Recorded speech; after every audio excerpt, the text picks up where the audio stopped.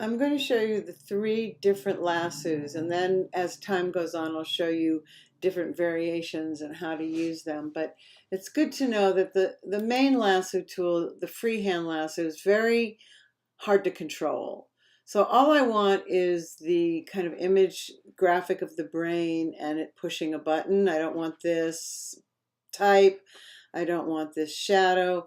So I'm going to just quickly go around it because it'll be easy to select the yellow when there's no shadow or type there. I'm going to do a Command J, which is layer via copy.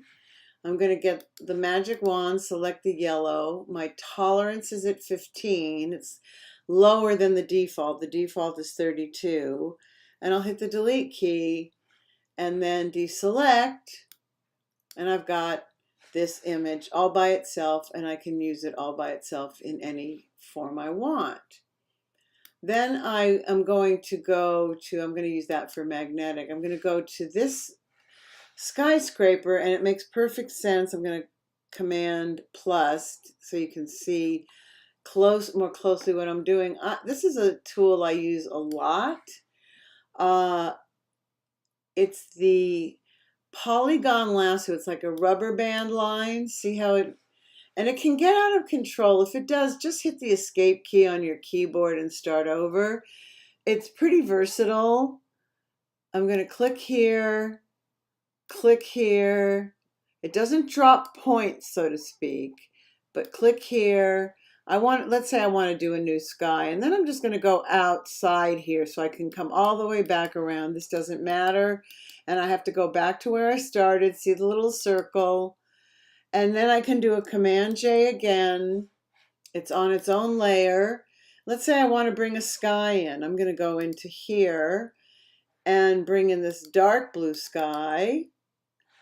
I will drag it over. I think the resolutions, well, maybe they're not different. Let's see. I'm going to bring it into the skyscraper. They're not. I want it below the skyscraper. I'm going to move it in place, and now I have a new sky, which is kind of nice. And that's for straight lines, the polygon lasso tool. Very versatile, very helpful. And then I have the hands holding the ferns. I'm going to again Command plus so you can see it more closely.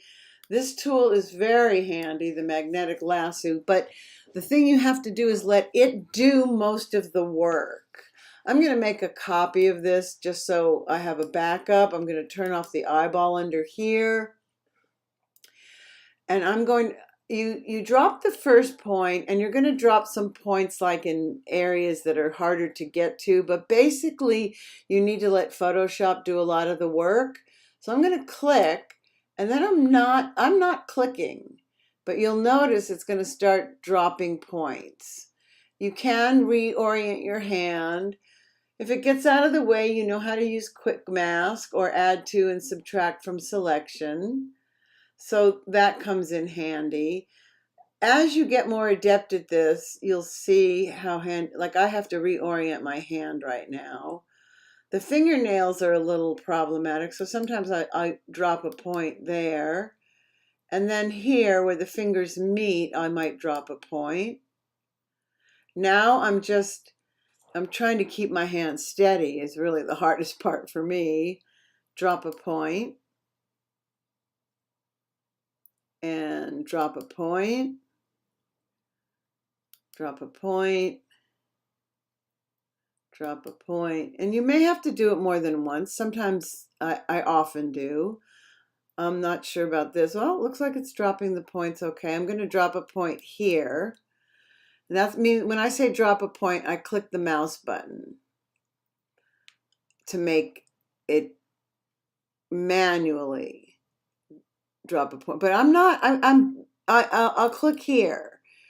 That's when I deliberately drop a point. But most of the time, Photoshop is detecting the edge. Oops. So that got a little out of control. My hand gets a little tired towards the end sometimes. So I will go in and I'll fix it with quick mask. So I'm just going to go out here. And see that I'm going to have to clean up. click, go here. The more you use any tool, the more you get used to it. So I'm just going to go across here and click. So there is my selection. Pretty good. I'm going to go into quick mask just to clean it up. Get a hard edge brush. Notice it's hard edge. Hardness is 100%. I have to click over here to get out of there. I've got white, so that means I'm going to get rid of some of this just right along the edges here.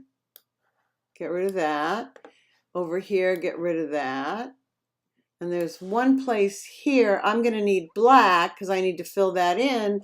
I want my brush head a little smaller, so I'll use the left bracket key. And I'll use the X key to make black go into the foreground. So then I will just, and I use a hard edge brush mainly because when I ultimately want to feather or soften the edges a tiny bit, I want to do it all at once. You start doing it separately, like if I was using a soft edge brush, then I decided the whole thing needed some softening, that would make it kind of uneven. So I'm going to go back in. I see a little bit down here near the fingertips. I'm going to go back in with white and just clean up just a little bit of that. And this is probably clean up a little bit of that, clean up a little bit of that. And now I'm going to double click the eyeglass tool to bring it back to 100%, go out of quick mask. There's my selection. I'm going to Command or Control J. Let's see how it looks. Not too shabby. So those are the 3 different lasso tools. We'll get into more detail about some softening edges and combining them in some lessons in the future.